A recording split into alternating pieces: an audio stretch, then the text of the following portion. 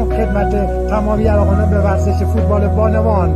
حالا سغرا توپو در دست میگیره، یک حرکت رو به جلو، چه تکنیکی داره. پاس برای مریم، برمیگرده به عقب، یه پاس برای عذرا، فرصت برای سغرا که توپی در دست میده سغرا. عجب حال خوشیه وقتی که مستی، میگم بی خیالشی بی بودی بی هستی. چه حال خوشیه مستی، نه غم داره نه شکستی.